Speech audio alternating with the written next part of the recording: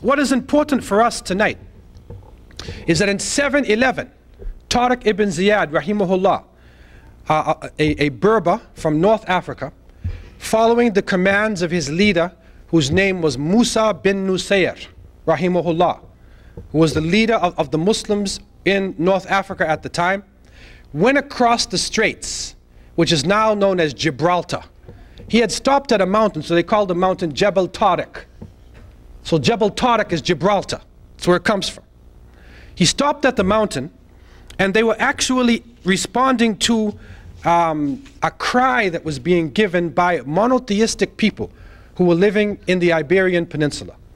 And when you study the history of the Iberian Peninsula and the Gothic people, and you study the Catholic Church and what was going on, right around that time, around 711, there was a king named Roderick. And he was ruling the area in a feudalistic way, in the sense that the people were really in grueling toil, and they were suffering underneath his rule. And the Jewish people who were living in the Iberian Peninsula were being tortured, and there's a report that over 50,000 of them were forced to accept Catholicism. They were forced to change their religion, and they were being persecuted.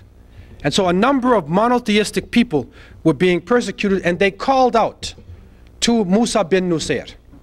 And there is a report even of a ruler, Roderick's ruler, his name was Julian. And he was controlling Ceuta and Tanja. He was controlling this coastal parts of Morocco for the king of the Iberian Peninsula. And, you know, he was oppressed by the king. There's a long story about Julian. But Julian went to Musa bin Nusayr. And he said, the people are ready now for liberation. They're ready for somebody to take them out of this rule into a rule where they would live under justice. And so Musa bin Nusayr, rahimahullah, sent Tariq ibn Ziyad, and they went in 711 across, and they met Roderick in a decisive battle. And after this decisive battle, which was won by the Muslims, they continued to go north. As they went north, they found that the people were actually glad to see them. And they found that there was almost no resistance. And so by 3 years, within 3 years, and Musa bin Nusayr actually later on caught up to Tariq and joined the forces. And within 3 years, they had taken control of all of Spain except the northwest corner of Spain, the mountainous regions in the top. That's the only part of Spain that was left for them. And they controlled the whole area.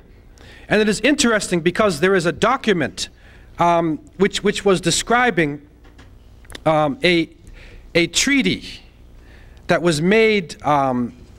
This was done between Abdullah ibn Musa ibn Nusayr, and it was in 713. And it was between the Visigoth prince of Murcia, Theodemir, and this was about the surrender of a particular city, Orihuela. I hope I'm pronouncing the word right. And when it discusses this treaty between Abdulaziz and the prince of Murcia, in the treaty it clearly states that the Christians and the Jews who were living in the city would maintain their synagogues and churches, that they would be allowed to have autonomy in the city, that the princes and the rulers in Murcia would be able to maintain most of their belongings.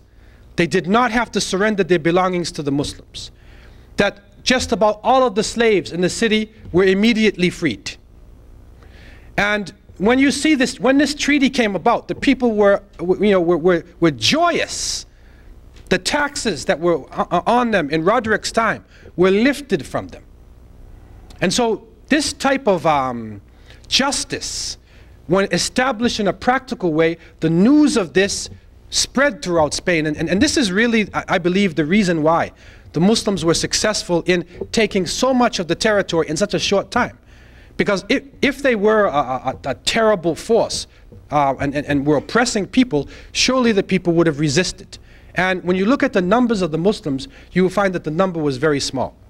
Some reports say that when Tariq met Roderick, Tariq's forces were only somewhere between 16 to 20,000 men.